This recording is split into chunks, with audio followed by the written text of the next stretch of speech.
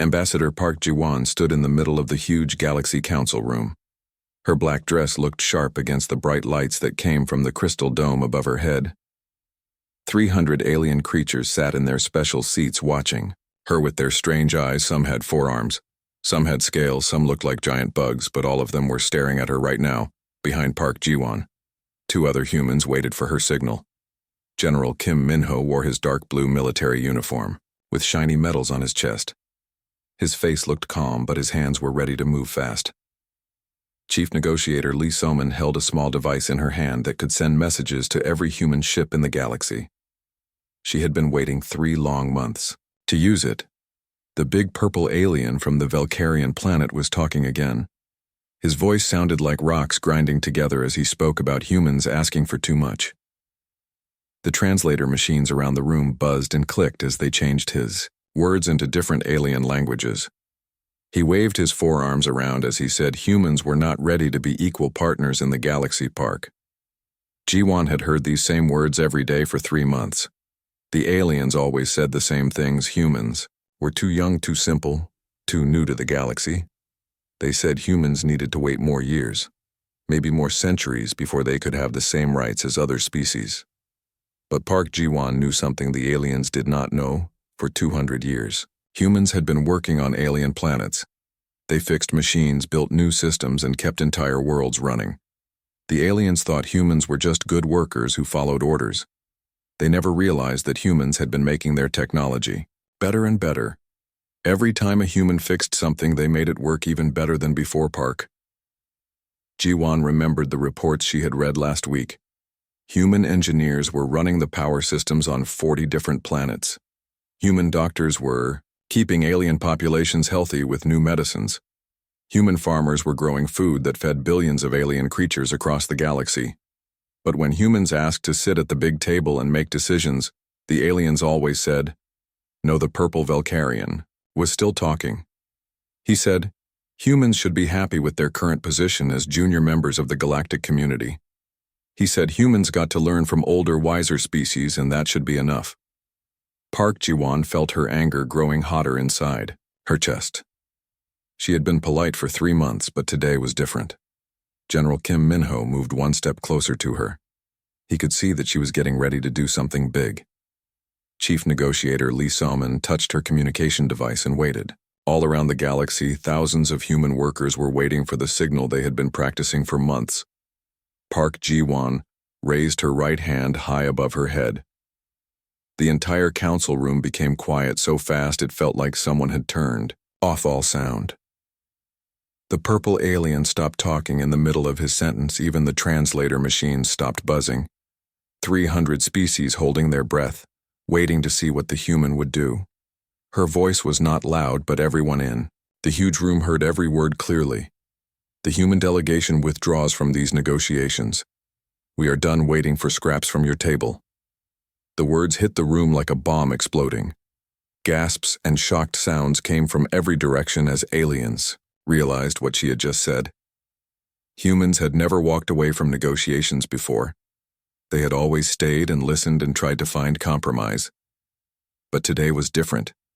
Today the humans were saying no more waiting, no more begging, no more accepting less than they deserved. General Kim Min-ho stepped forward, and his military boots made sharp sounds on the crystal floor. His voice was strong and clear, like a commander giving orders to his soldiers. All human personnel will evacuate Council space within 48 hours. Any attempt to prevent our departure will be considered an act of war. The word war made every alien in the room freeze. Humans had never threatened war before. They had always been peaceful, always willing to talk, always trying to solve problems without fighting. But now a human general was talking about war, and his voice sounded like he meant every word. The insect-like alien from the chitinous empire made clicking sounds that meant he was very upset. The blue water aliens from Aquarius started changing colors, which showed they were scared. Even the robot representatives from the machine collective turned their metal heads to look at each other in confusion. Chief Negotiator Lee So-man lifted her communication device to her mouth and spoke 2 words that would change the galaxy forever. Execute Protocol 7. Her voice was calm, like she was ordering lunch. But those words started the biggest crisis the galaxy had ever seen. All across space, human workers stopped what they were doing and started shutting down the machines they had been running for years. On the mining world of Kepler Prime, human engineers turned off the quantum drills that dug rare metals from deep underground. On the water world of Aquaria, human technicians shut down the purification systems that made poison water safe to drink. On the farm world of Terra Green, human agricultural experts stopped the weather control machines that made perfect growing conditions. On the factory world of Industrial 7, human mechanics turned off the assembly lines that built starships and computers. On dozens of worlds that depended on human knowledge to survive, the lights started going out. The aliens in the council room did not know this was happening yet, but they would find out very soon. Their perfect galactic civilization was built on human work and human knowledge.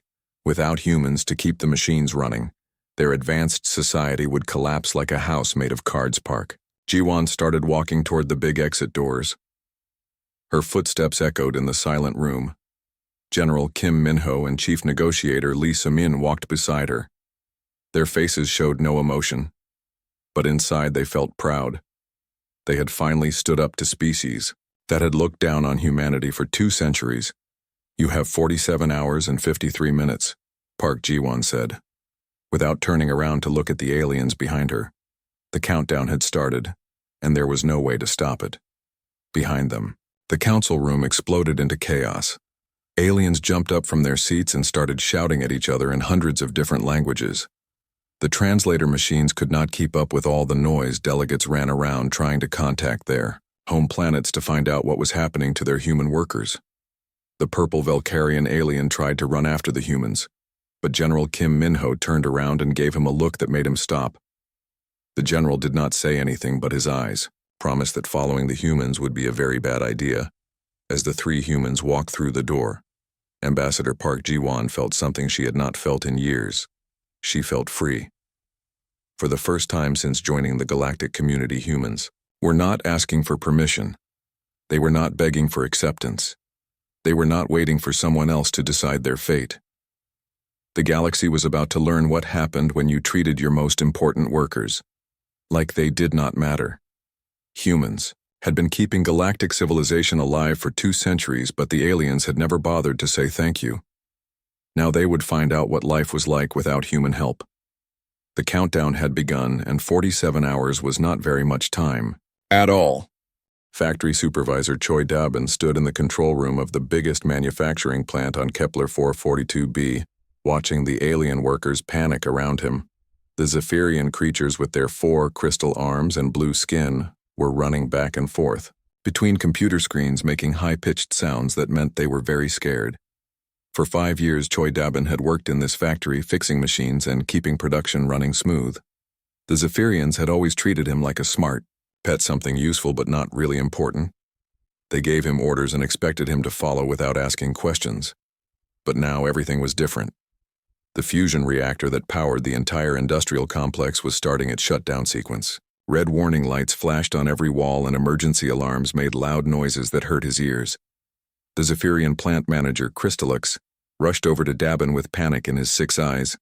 "Please, human friend, you must stop the shutdown process," Crystallix said while grabbing Dabin with 2 of his crystal hands. "The factory employs 10 million workers across 3 continents. If the power dies, our entire economy will collapse within days. Choi." Dabin looked at the desperate alien and almost felt sorry for him, almost.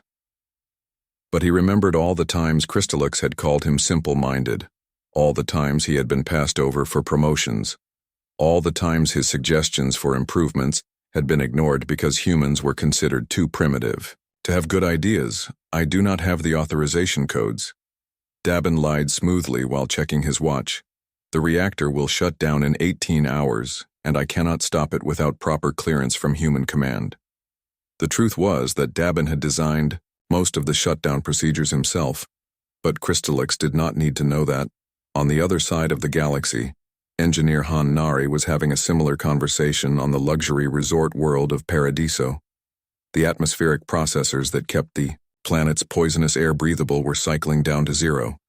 The beautiful purple sky that attracted millions of tourist visitors every year would turn deadly green within hours of the machine stopping. Resort manager Thylex rolled his blob-like body across the floor, leaving a trail of slime as he begged Nari to keep the processors running. "We will give you anything," he said, changing colors from pink to orange, which meant extreme desperation.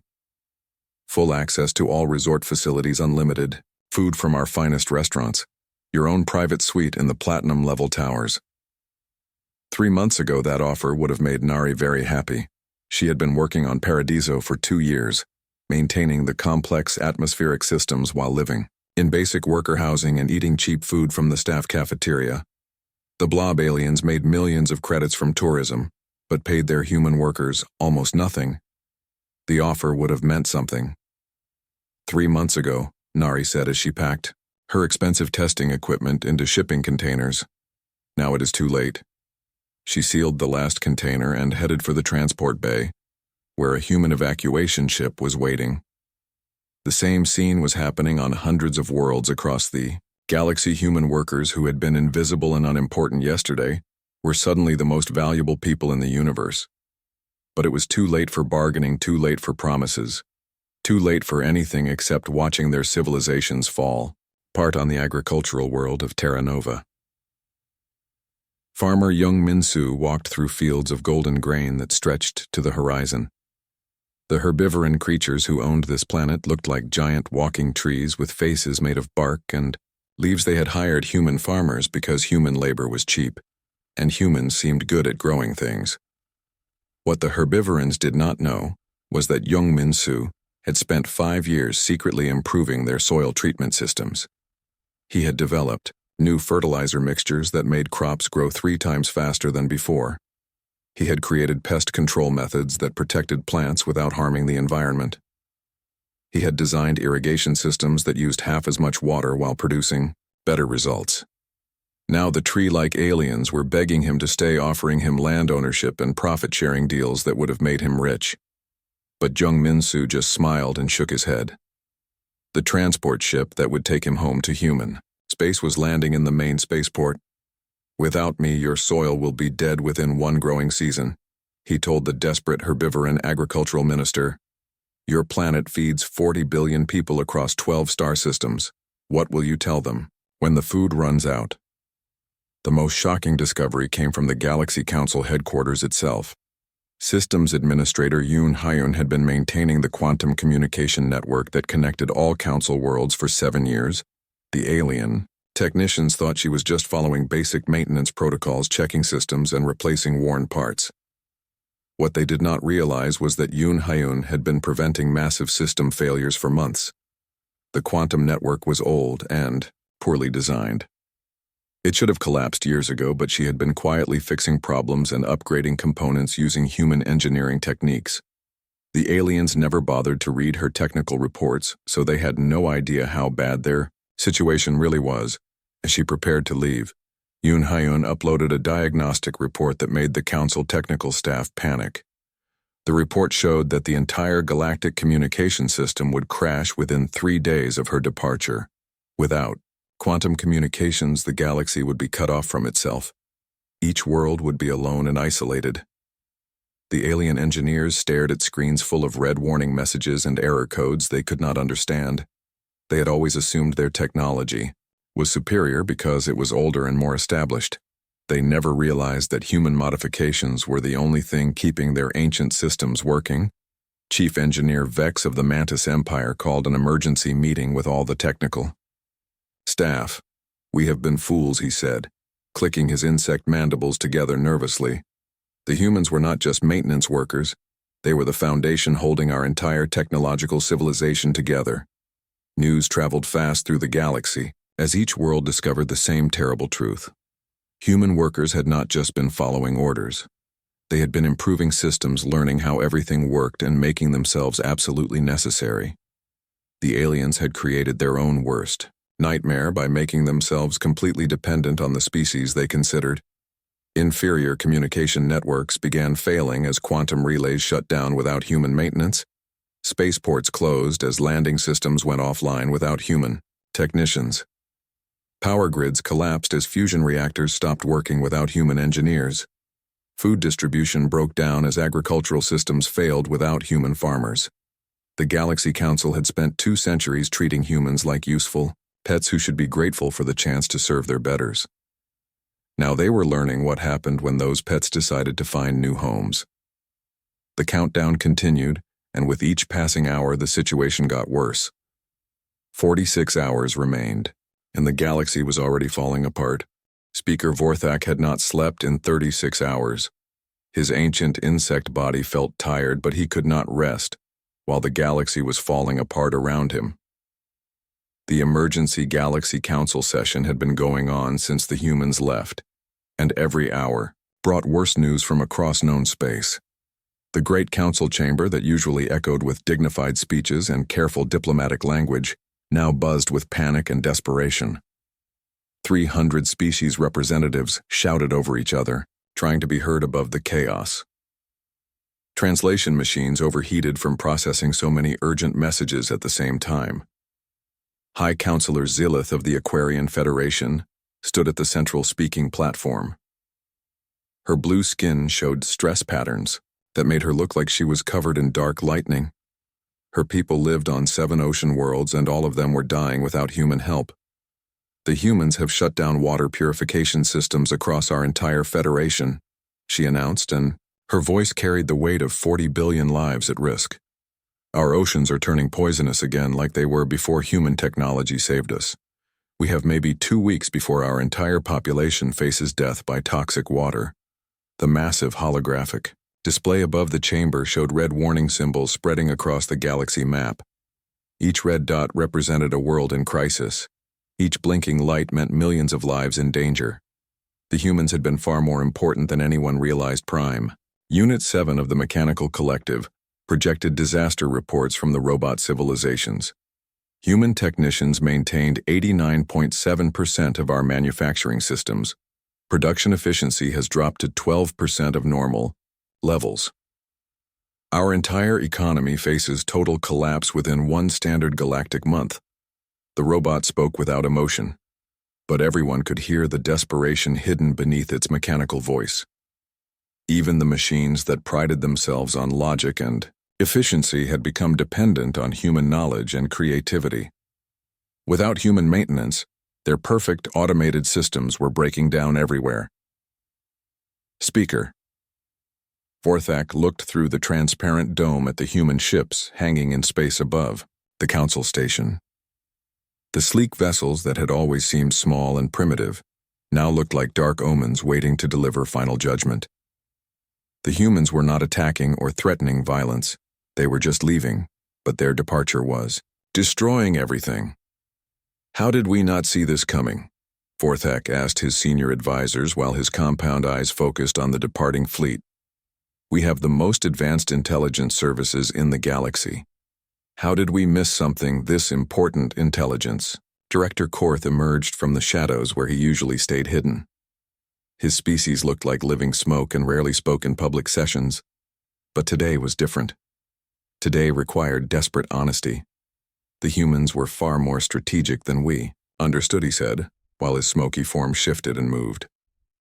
We thought they were just good workers who learned our technology quickly, but they were actually improving everything they touched and making themselves completely necessary. Korth activated a holographic presentation that showed the true scope of human involvement in galactic civilization. The data was shocking. Human engineers had worked on power systems for 600 different worlds. Human doctors had developed new medicines that kept dozens of species healthy. Human farmers had increased food production by 300% across the agricultural sectors. Every system they maintained became dependent on their knowledge and improvements. Korth continued. The humans did not just learn our technology. They made it better and then made sure only they knew how the improvements worked. The revelation hit the council like a physical blow. The species that prided themselves on being advanced and superior had been completely outmaneuvered by the ones they considered primitive. The humans had been playing a game that the aliens did not even know existed. Meanwhile, aboard the human flagship, Indomitable Admiral Park Seonghwa reviewed evacuation reports from across the galaxy. The withdrawal was proceeding faster than planned, but something unexpected was happening. Thousands of aliens were requesting passage to human space, bringing valuable intelligence and technology with them. Dr. Kang Minji, the fleet's chief scientist, presented her analysis to the human command staff. The aliens became so focused on keeping us in subordinate roles that they never developed backup systems or trained their own people to maintain human-improved technology. They created a single point of failure across their entire civilization, and that point of failure was us. The irony was almost funny if it were not so serious. The galaxy's most advanced species had made themselves completely dependent on the ones they refused to treat as equals. Now they were facing the collapse of everything they had built over thousands of years. Back in the council chamber, desperate plans were being proposed and rejected. The Valkyrian representative suggested sending military ships to force the humans to return. But General Thex of the warrior caste explained why that would not work. Human defensive technology has advanced beyond our understanding, he said, while his purple scales showed patterns of respect and fear. Their ships are small, but they carry weapons and shields we cannot match. A military confrontation would result in our complete defeat. The crystalline hegemony proposed offering the humans massive amounts of wealth and resources, but Economic Minister Glint had already calculated the impossibility. We do not have enough currency reserves in the entire galactic banking system to compensate for the value they provide. The humans control infrastructure worth more than our combined planetary economies. Speaker Vorthak realized that traditional diplomatic solutions would not work. The humans were not negotiating. They were not making demands. They were simply leaving and taking their knowledge with them. The galaxy had 40 hours to find a solution or face complete civilizational collapse. Emergency messages flooded in from every major world. Industrial production stopping. Food supplies failing, power grids going dark. Transportation systems shutting down, communication networks collapsing. The humans had been the invisible glue holding galactic society together. The most desperate message came from the herbivorous agricultural worlds where Jung Minsu had been working. 30 billion people faced starvation within one growing season without human farming knowledge. We are begging the council to do whatever it takes to bring the humans back. Similar pleas arrived from the water worlds, the mining colonies, the manufacturing centers, and even the luxury resort planets. Every corner of galactic civilization was crying out for human expertise that they had taken for granted for 2 centuries. As the 36th hour of emergency sessions ended, Speaker Vorthak made a decision that went against every tradition of council governance. He would personally travel to the human fleet and offer complete surrender. The galaxy would accept any human demands rather than face total collapse. The countdown continued, and with each passing hour the situation became more desperate. The species that had spent 2 centuries treating humans as inferior were about to discover what true inferiority felt like. 36 hours remained, and the galaxy was learning a lesson it would never forget. 48 hours after the human ultimatum, the galaxy experienced what would later be called the Great Collapse. On the mining world of Zerion Prime Supervisor, Ojamin watched from his departing transport ship as the massive excavation equipment ground to a complete halt. The quantum drills that had been extracting rare minerals from deep underground for 50 years suddenly went silent. The crystalline hegemony had built their entire economy around those mining operations.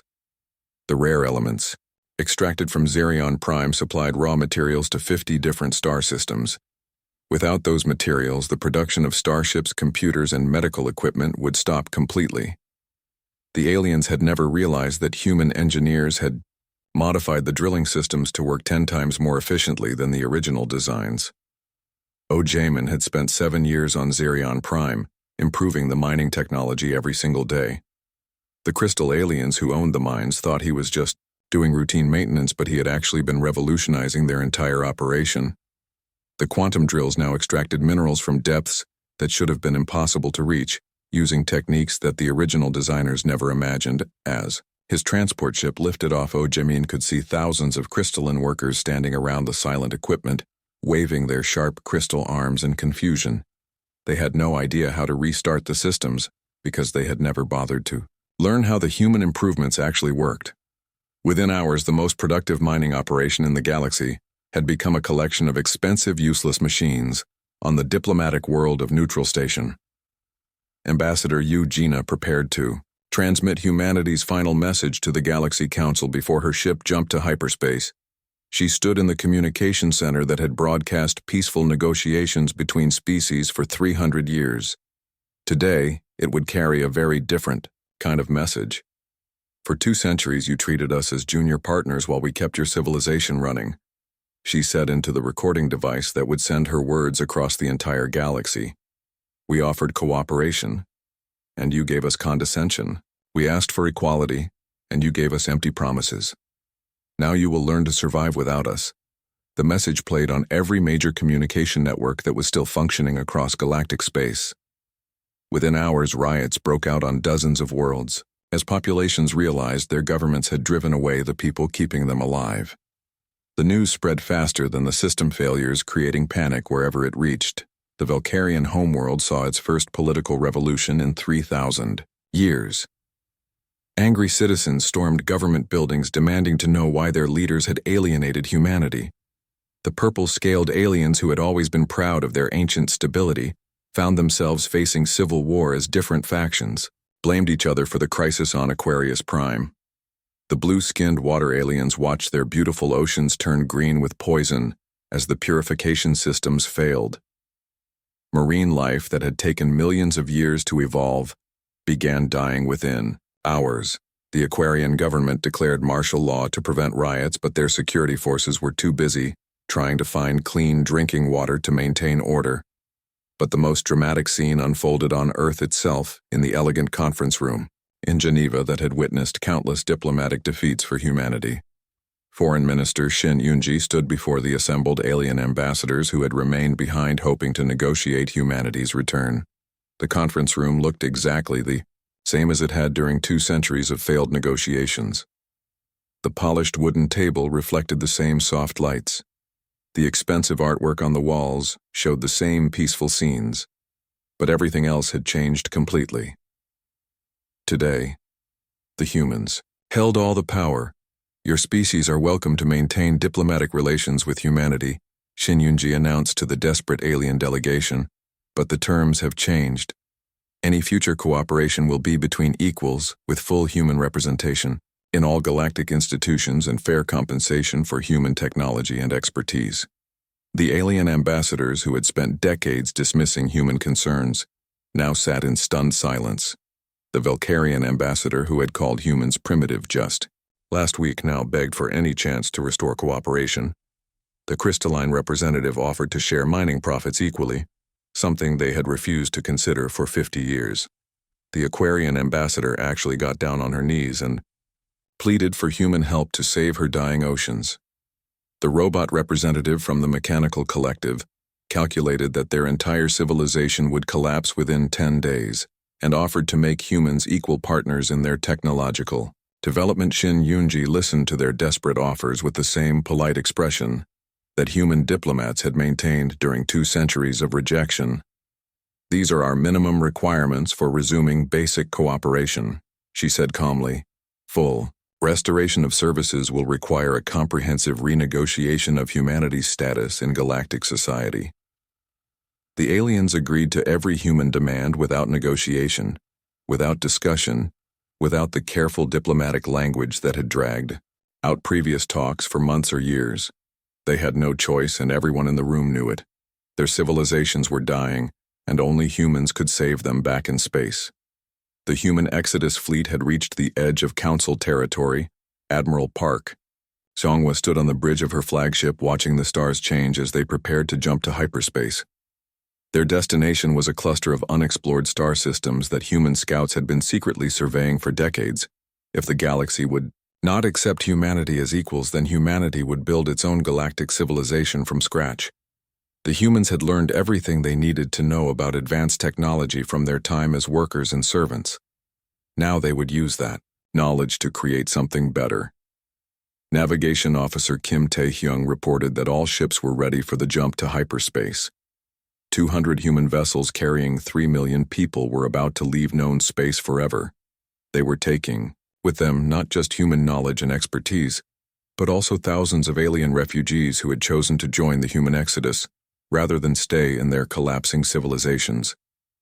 Captain Lee Ji-hoon of the science vessel Discovery transmitted the final navigation data to the fleet. Behind them, they were leaving a galaxy in chaos. Ahead of them lay the unknown star systems, where humanity would build its new home. The irony was perfect. The species that had been considered too primitive for equal treatment were now the only ones capable of maintaining galactic civilization.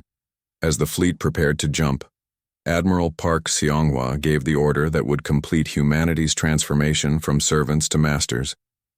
All ships jumped to hyperspace. In 3, 2, 1, execute. The human fleet vanished in brilliant flashes of light, leaving behind a galaxy that was learning too late what happened when you treated your most valuable people as if they had no value at all. The great collapse had begun, and there was no way to stop it. 0 hours remained, and the reckoning was complete. 6 months after the Great Withdrawal, Admiral Park Seong-hwa stood on the observation deck of New Sol Station, humanity's first independent space habitat in the Kepler 425 system.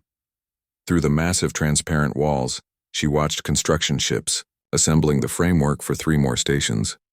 The bright sparks of welding torches looked like stars being born in the darkness of space. Humanity was not just surviving without the Galaxy Council, they were building something completely new and better.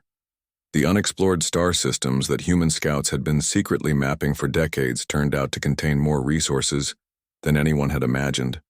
Rich planets with rare minerals, beautiful worlds perfect for colonization, and most importantly, no alien governments to tell humans what they could or could not do.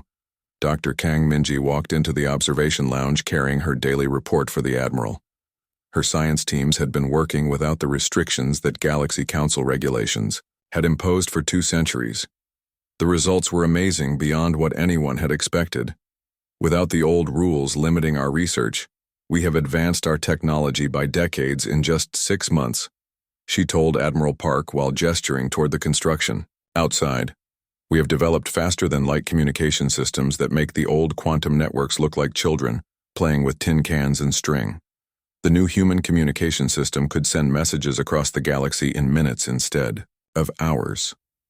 It used principles that human scientists had discovered while maintaining alien equipment, but had never been allowed to develop because Council regulations said only certain species were permitted to advance communication technology. President Lee Kuan arrived at the observation deck to review progress reports from across human space.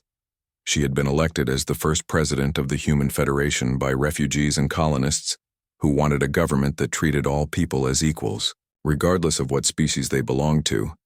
The mining operations in the Kepler 442 system are extracting rare elements using techniques that are both more efficient and more environmentally friendly than anything the old galaxy achieved. President Lee read from her datapad. Our agricultural colonies are producing surplus food using revolutionary growing methods, and we are already exporting food to refugee settlements. The irony was not lost on anyone. The aliens had always claimed their civilizations were advanced because they were old and established, but in 6 months, humans had surpassed their technology in almost every area. Human engineers working without artificial restrictions had solved problems that alien scientists had been struggling with for centuries. But the most interesting development was happening in the diplomatic sector. Ambassador Park Ji-won had established something called the New Geneva Accords, a set of principles for interspecies cooperation based on equality and mutual respect. Any species that agreed to these principles could join the Human Federation as full partners with the same rights and responsibilities as humans. The first alien species to join had been a group of young Zephyrian engineers who had worked closely with Choi Da-bin at the manufacturing plant. They had seen how human methods were superior to their own traditional ways and wanted to learn instead of trying to maintain superiority through ignorance. More aliens arrived every week, in refugee ships escaping the chaos of the collapsing Galaxy Council. Most of them were individuals who had worked with humans and understood that cooperation produced better results than domination. The Human Federation welcomed anyone willing to contribute and integrate peacefully into their society. The news from the old galaxy continued to arrive through independent traders and refugee reports. Each update was worse than the last.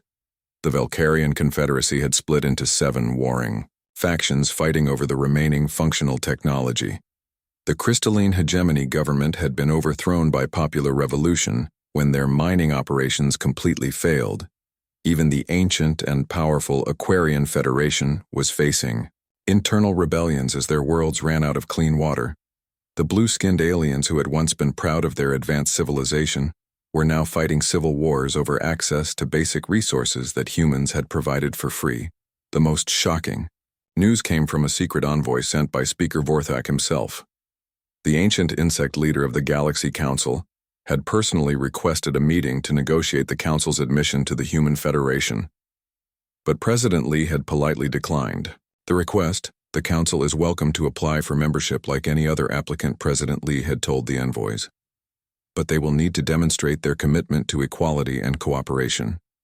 Not just desperation. We will not reward the same leaders who created this crisis with special treatment. The Human Federation had learned from the Galaxy Council's mistakes. Power would be shared equally among all member species, with representation based on contribution and cooperation, not age or claims of superiority. The humans who had been excluded from decision-making for 2 centuries were determined to build a system where everyone had a voice. Captain Song Minjae of the exploration vessel Pioneer transmitted exciting news from the frontier human survey teams had discovered a cluster of habitable worlds in the Tau Ceti system. These planets showed signs of ancient ruins from a civilization that had disappeared millions of years ago, but left behind technology that could advance human knowledge even further. The archaeological teams led by Professor Kim Nayan were studying the ruins carefully. The ancient civilization appeared to have been based on cooperation between multiple species working together as equals. The ruins contained libraries of scientific knowledge that could help the Human Federation become even more advanced. As Admiral Park Seonghwa watched another transport full of refugees dock with New Seoul Station, she reflected on how dramatically everything had changed. The humans who had been treated as junior partners and useful servants had become the leaders of a new kind of galactic civilization. The Great Withdrawal had proven that true strength came not from keeping others down, but from lifting everyone up together. The Galaxy Council had made the mistake of confusing age with wisdom and size with power. They had learned too late that innovation and cooperation were more valuable than tradition and domination. Engineer Han Nari sent a message from the terraforming project on New Busan, a planet that was being prepared for 10 million human colonists. The atmospheric processors she was installing used completely new technology that could make any world habitable in months instead of years. The techniques she had developed were being shared freely with all Federation species.